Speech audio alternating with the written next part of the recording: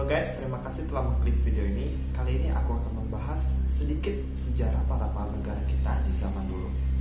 Sebelum masuk dalam video ini lebih dalam, jangan lupa untuk tekan tombol subscribe di bawah, like dan share-nya ya.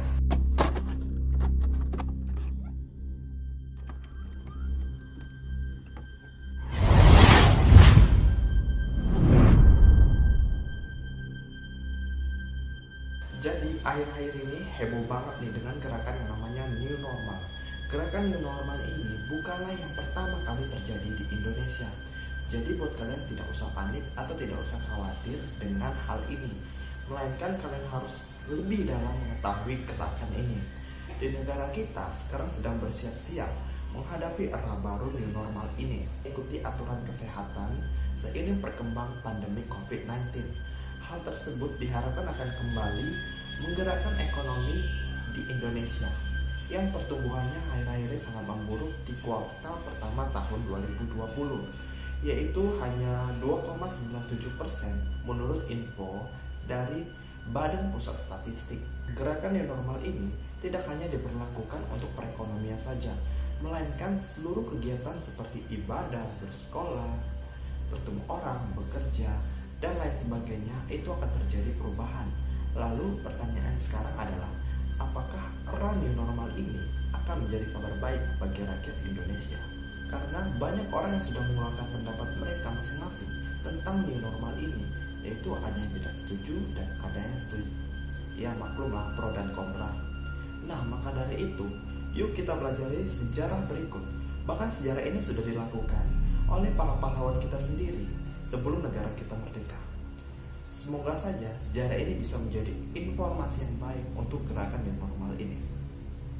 Mari kita mundur ke masa pendudukan Jepang. Masa ini memperhatikan adanya persiapan masyarakat untuk menyongsong hidup baru. Memasuki tahun 1945, posisi Jepang di Indonesia mulai keteteran nih. Ini berawal dari kekalahan mereka di Palagan Pasifik sepanjang tahun 1944. Jepang butuh dukungan rakyat Indonesia untuk mempertahankan kedudukannya di Asia.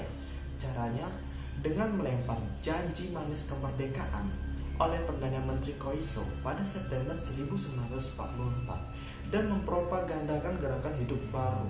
Gagasan gerak hidup baru muncul dalam dialog antara Saiko Shikikan, yaitu Panglima tertinggi, dengan sejumlah anggota dewan di Chuosangiin pada 20 Februari 1945.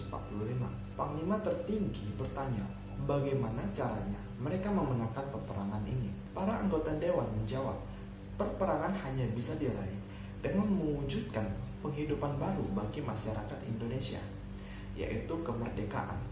Menurut anggota dewan, kemerdekaan berarti kebebasan dari luar dan dalam. Kebebasan dari luar berarti merdeka dari Amerika Serikat, Inggris, Belanda, atau negara penjajah di Indonesia sebelumnya.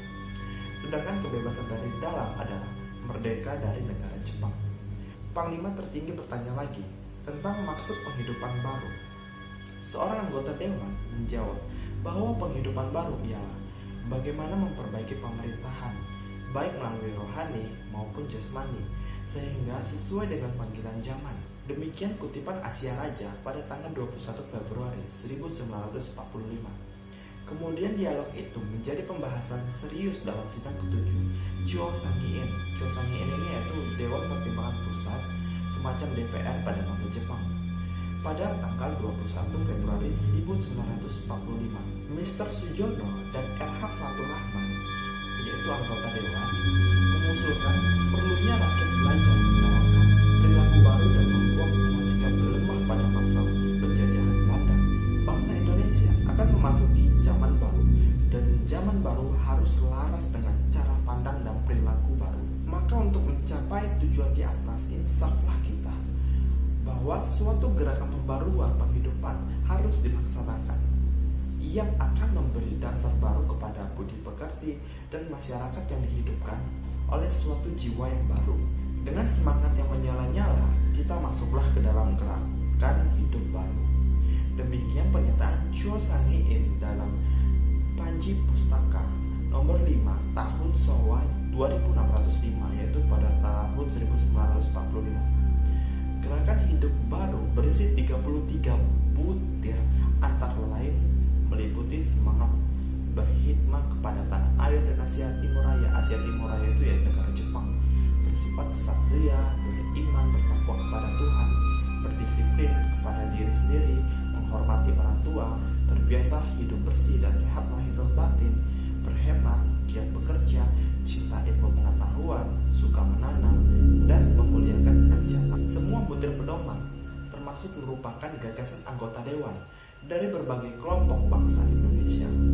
Program ini dapat dikatakan luar biasa karena sama sekali tidak menguraikan ide-ide atau slogan-slogan yang berhubungan dengan Jepang. Catat Arnyati Prasetyawati Harkusumo dalam Chuo Sangiin. Dalam pidato penutup sidang, Soekarno sebagai ketua dewan mengatakan gerakan hidup baru ibarat udara segar bagi orang yang sakit. Nah teman-teman, ini adalah hidup baru bagi kita yang dunia ini sedang sakit teman-teman. Jadi kita butuh kehidupan yang baru untuk menghadapi pandemi ini. Dan Soekarno memandang masyarakat di seluruh negeri sedang sakit. Mereka perlu terapi selekasnya, secepatnya. Maka oleh karena itu perlu laksana udara buat napas kita. Kita harus membongkar segala penyakit yang ada di dalam tubuh masyarakat kita itu dan menegakkan suatu hidup baru yang sehat dan rasional. Kata Soekarno yang termuat di Kan PO nomor 62 tahun 2605 pada tahun 1945. Soekarno juga menegaskan gerakan hidup baru tidak cukup jadi jargon. Jargon ini sebagai kayak ucapan gitu aja deh. Ia tidak boleh sekedar menjadi anjuran pemerintah atau pelajaran di sekolah. Ini mesti terwujud dalam tindakan, dan beban ini sangat berat pada pemimpin yang membuatnya. Kita sebagai pemimpin, di sini kitanya si Soekarno ya, kita sebagai pemimpin wajib memberi contoh.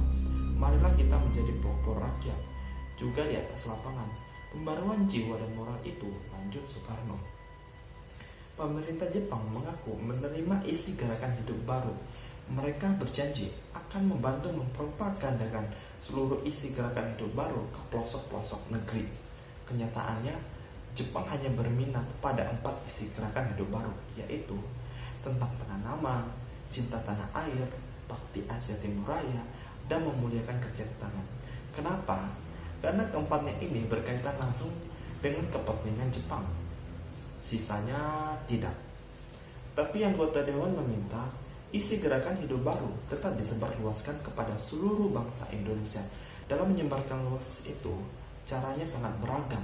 Dari membuat selebaran di media massa, membuat poster, sampai membuat lagu. Oke guys, ini adalah salah satu potongan lirik dari lagu yang untuk menyebarluaskan berita hidup baru ini. Aku nggak tahu liriknya, tapi aku nggak tahu nadanya, tapi aku akan bacakan liriknya aja.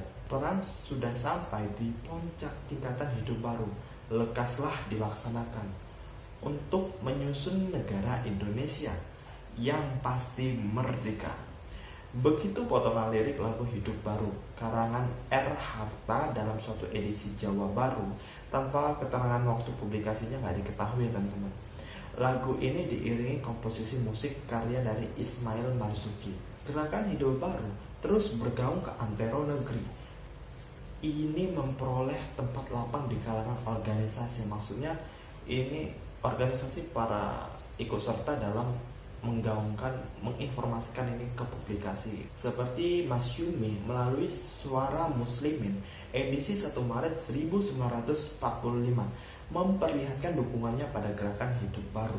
Mas Yumi memandang sudah selayaknya ikut menggerakkan segala macam gerakan rakyat yang menuju perbaikan dasar-dasar negeri dan bangsa kita.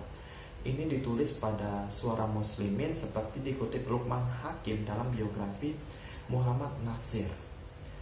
Jawa Hokokai ini adalah organisasi kebaktian yang di Jawa, turut mempublikasikan secara luas gerakan hidup baru.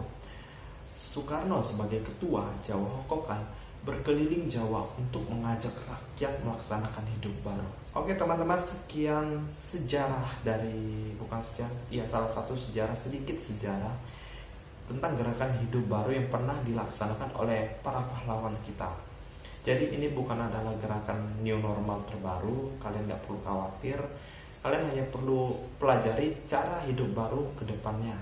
Bukan kalian untuk khawatir, kalian menolak ini, karena new normal adalah salah satu gerakan yang mungkin bisa jadi terbaik ke depannya untuk menghadapi pandemi ini. Jangan lupa untuk like, comment, dan share. Bye-bye.